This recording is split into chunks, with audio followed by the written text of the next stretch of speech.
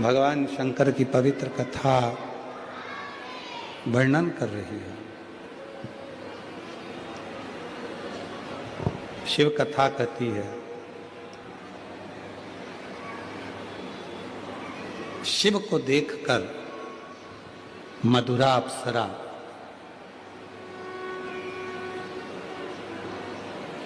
शिव जी की गोदी में बैठने के लिए चली। हाँ जी,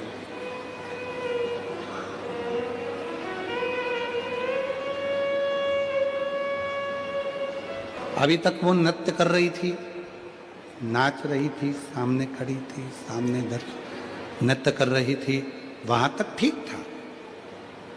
पर अब उसने अति क्या कर दी कि भगवान शंकर की गोद में ही जाकर वो बैठने लगे।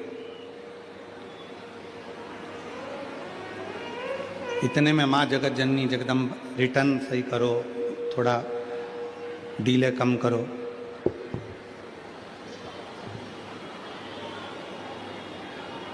अभी तक वो नृत्य कर रही थी, चल गया, सामने नाच रही थी, चल गया।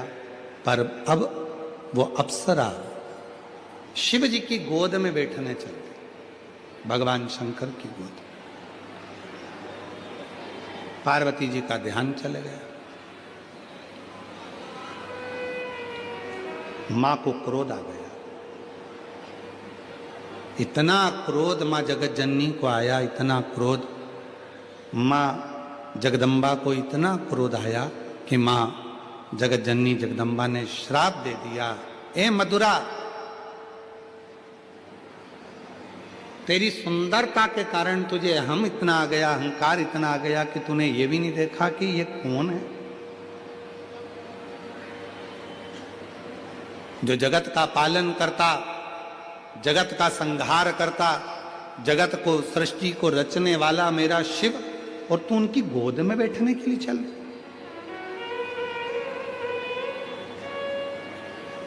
शिव को अपना बनाना चाहती है।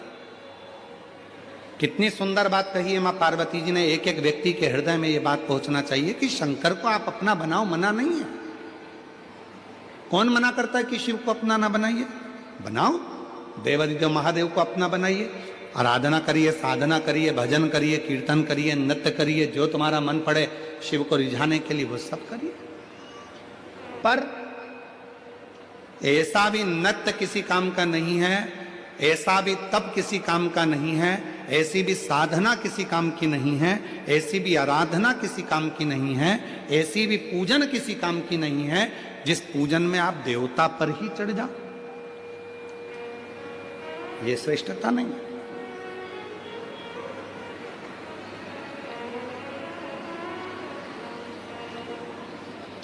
आजकल धर्म के नाम पर बहुत सारा आडंबर हो रहा है। इतना ज्यादा आडंबर होने लगा कि लोग कहीं शंकर जी के, कई हमने देखा है, बहुत सारे ऐसे लोग हैं कि शिव जी को पकड़े हुए हैं और लोग उन पे हल्दी का पानी डाल रहे हैं, केसर का पानी डाल रहे हैं, और ना जाने रौली का पानी, मौली का पानी, सब रौली, मौली, हल्दी, कंकु, सब पानी उनके ऊपर डाला जा रहा है। और वो शिवलिंग को चिपक कर पकड़े हुए हैं, उनके ऊपर भी पानी डल रहा है, शिव जी पे भी पानी डल रहा है। ये कौन सी साधना, ये कौन सी आराधना? भगवान शंकर को रिझाने के लिए, शिव जी को रिझाने के लिए किसी आडंबर की या किसी दिखावे की जरूरत नहीं है। मेरी जीजियों, मेरे जीजाओं, मेरी बेटियों, मेरे बेटाओं, मेरे बुजुर्ग माँ बाप, एक बात का याद रखना, शंकर को रिझाना है, आडंबर से दूर हो जाओ।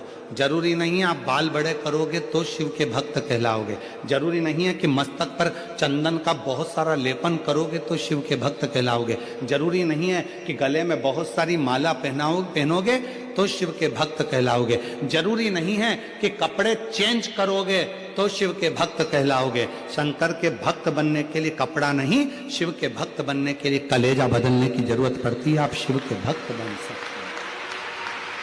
आज का व्यक्ति कपड़े बदलकर भगवान को पाना चाहता है, आज का व्यक्ति स्वरूप बदलकर भगवान को पाना चाहता है, आज का व्यक्ति तिलक लगाकर भगवान को पाना चाहता है कि मैं चंदन का लेपन कर लूंगा तो भगवान मेरे हो जाएंगे, मैं बाल बड़े कर लूंगा तो भगवान मेरे हो जाएंगे, मैं ये कर लूंगा तो मैं भगवान को अपना बना लूंगा। ईमानदारी से बोलना, आज के जमाने में तो बड़ी बड़ी जटाएं बनाने की भी एक एक मशीन आ गई है, बाल आ गए हैं लंबे लंबे, 2000 रुपए का एक इतना लंबा बाल फिट करवा लो, बाबा बन जाओ।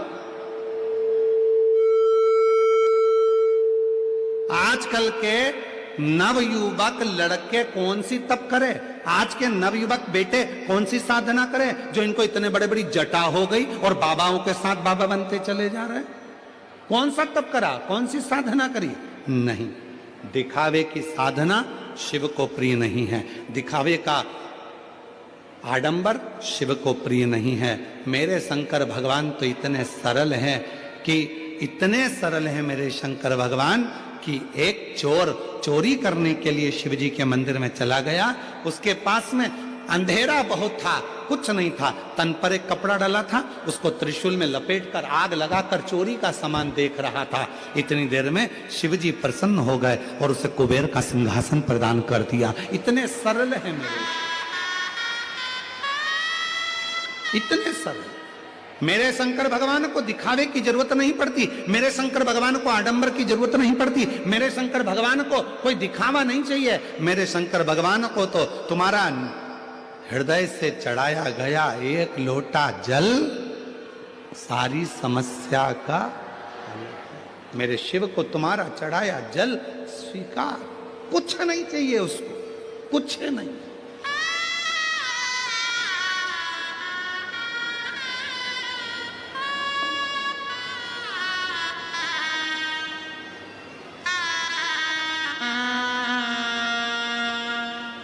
किसी को किसी से मतलब नहीं है, लोग आते हैं, भजन करते हैं, कथा सुनते हैं, एकदम साइलेंट चुप होकर बैठेंगे।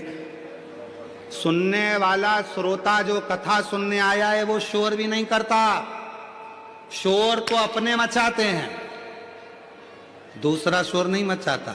उनको कोई मतलब नहीं आगे जगह मिल रही कि पीछे जगह मिल रही, उसको तो मालूम है कहीं पर भी बैठ जाओ शंकर के डमरू की आवाज कल्याण कर ही देगी, वो अपनी मर्जी से बैठ जाए। दिक्कत तो अपने वालों को, तो मुझे पहचानता नहीं है, जानता नहीं है तू मुझे, मैं उनकी रिश्तेदार हूं, तू पहचानता नहीं है, हट यहां से, आगे बैठूंगी कुछ भी हो जाए। अब कहीं का बोल दे कि ज्यादा आगे बैठोगे तो मतलब प्रथम तुम हो जाओ, भगवान से प्रार्थना कर ले, भगवान इसको हर काम में आगे रखना, निपटाने में भी। तो फिर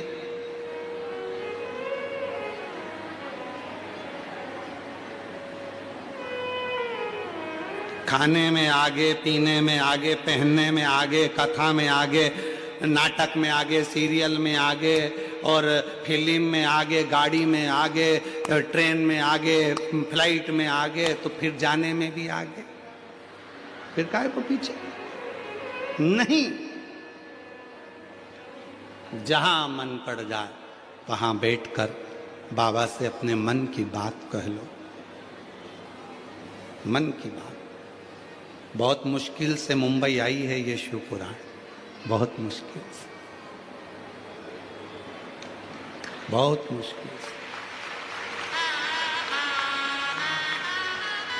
वो तो धन्यवाद दो माननीय श्री प्रताप इंदर भाई बाबूराव सरनाइक जी का, माननीय मंत्री महोदय परिवहन मंत्री महाराष्ट्र शासन का, श्रीमती परिषा प्रताप सरनाइक जी का, जो इस पवित्र कथा को सीहोर कुबेरेश्वर धाम से लेकर यहाँ तक आ गए, पर उनके लिए जोरदार ताली हो जाए। साथ उनको बधाई जो इस कथा को लेकर आए हैं। और ईमानदारी से बोलो, तुम्हें कितने सालों से इंतजार था? जम के तो बोलो जरा, कितने सालों से। शंकर की उदारता, ये करुणा, कहीं बैठे हो आ सकते हैं। शिव क्या देता है, शंकर की कथा क्या देती है? आप बैठे जरूर हो, आप जितने लाखों की संख्या में आते हो, हमको चिंता बढ़ती है। टेंशन होता है हमको आपकी भीड़ देखकर। क्यों? हम ये सोचते हैं मेरा बाबा तो बड़ा करुणा सागर है, इतने सारों को बुला लिया, अब इतने सारों को 3 महीने में तुझे देना पड़ेगा, और 3 महीने में देना पड़ेगा, और अगली कथा में फिर ये पत्र लेकर आ जाएंगे, फिर देना पड़ेगा। तू जैसा जैसा देता और भीड़ बढ़ती चली जाती। वो देता है, कौन आता है कौन बुलाता है महज भ्रम है, सब करता विधाता है। कोई बुलाने वाला नहीं, कोई लेकर आने वाला नहीं। एक सभा होती है तो गाड़ियां और बसें लगाना पड़ती है, तब जाकर लोग आते हैं। यहाँ ना तो किसी को किराया मिलता है, ना किसी को व्यवस्था सही दी जाती है, ना कुछ मिलता है। यहाँ तो बाबा के आश्रित होकर उसके भरोसे चलते हैं और उसके भरोसे आकर बैठ जाते हैं, और वो दे दे, वो दे। और कितनी कृपा कर। एक पत्र और है, जरा कृपा का पत्र देखिए, कितनी कृपा करते। एक पत्र और देखिए,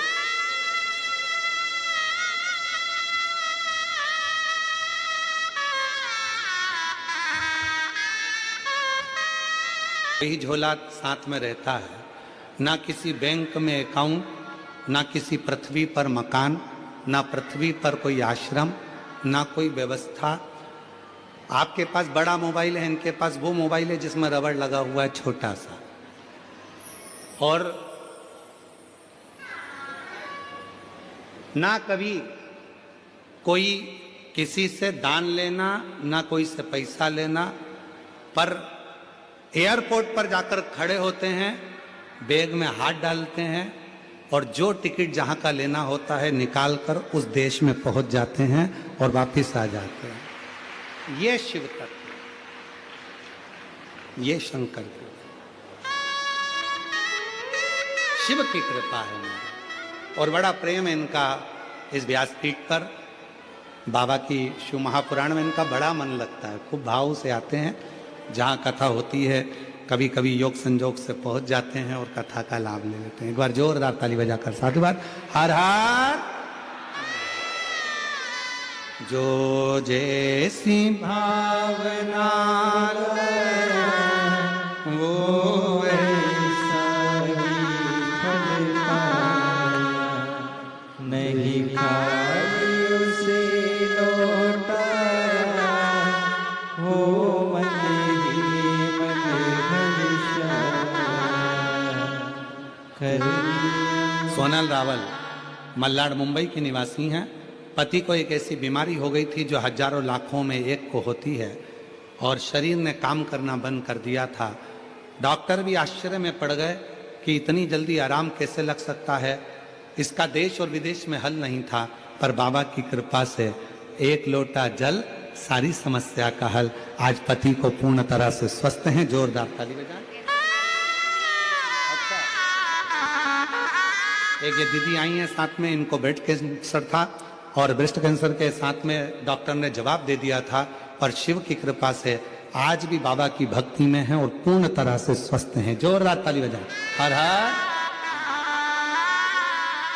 शिव भक्ति इसी को कहते। गलती ना करें मधुरा, तूने गलती कर दी।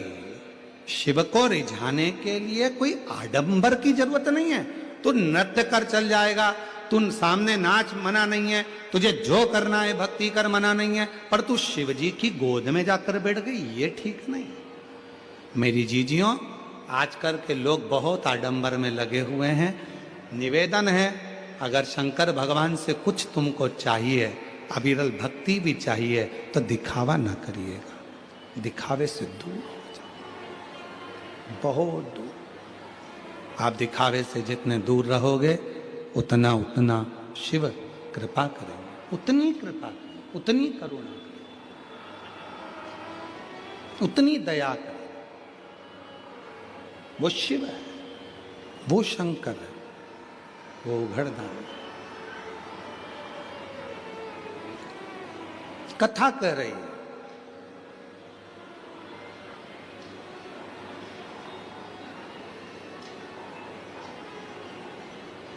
मधुरा को जो देखा माता पार्वती जी ने, श्राप दे दिया मधुरा को। ए मधुरा, अप्सरा होगी तू अपने जगह की, सुंदरता रख तेरे पास, कोई मतलब नहीं मुझे, पर तू शिव को अगर रिझाना है तो रिझा।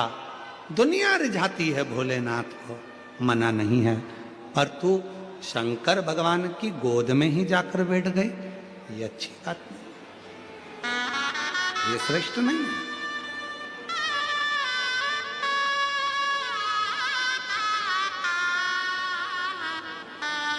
ये अच्छी बात नहीं।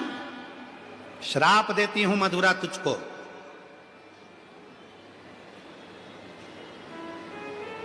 12 वर्ष तक तुम मेंढक बनकर कुएं में पड़ी रहेगी। 12 वर्ष तक तू मेंढक बनकर कुएं में पड़ी रहेगी। मधुरा की आंख से जल बहने लगा। पार्वती जी ने तो श्राप दे दिया, पर भोलेनाथ के नेत्र खुल गए। शिव जी ने कहा, पार्वती, हे पार्वती, गलती हो गई उससे, है तो अपने, भक्त तो अपने, पुत्र तो अपने, पुत्री तो अपनी है, बेटा बेटी तो अपने हैं। मान लो एक गलती हो भी गई है तो इतना बड़ा श्राप कि तू 12 साल तक मेंढक बनकर रहेगी कुएं के अंदर।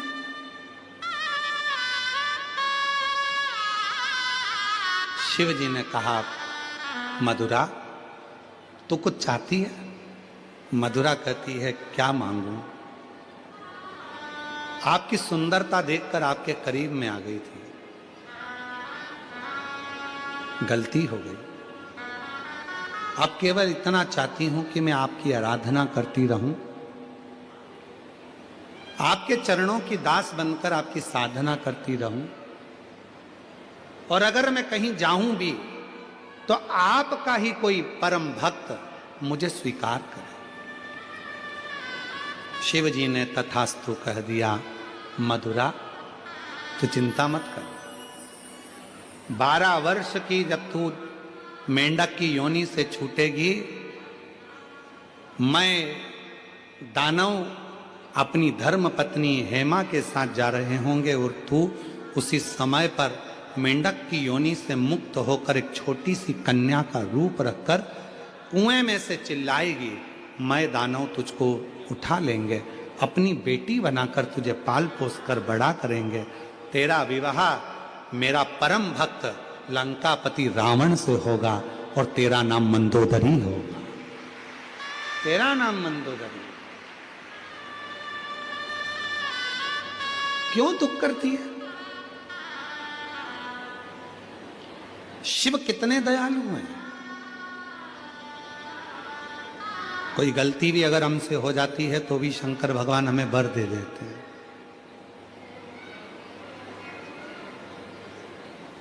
कोई त्रुटि भी हो जाती है तो शिव वर दे देते हैं। कितने दयालु हैं भगवान भोलेनाथ। तुम्हारी छोटी से छोटी गलती को भी वो क्षमा करते चले जाते।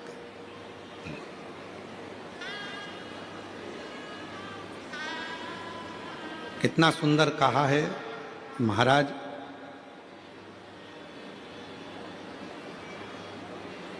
दुनिया में ढेर सारे परखैया होंगे, हीरे को परखने वाला भी मिल जाएगा कि हीरा की परख कर कर बता देगा कि असली है कि नकली है।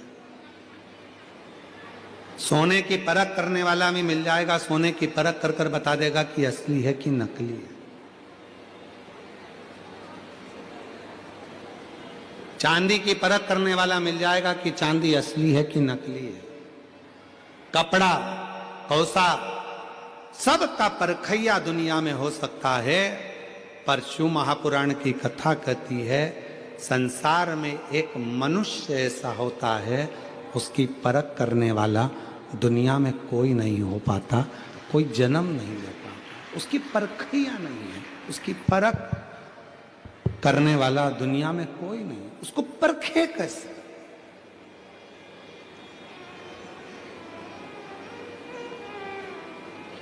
हीरा को समझने वाले बहुत होंगे पर पीड़ा को समझने वाला कौन होगा?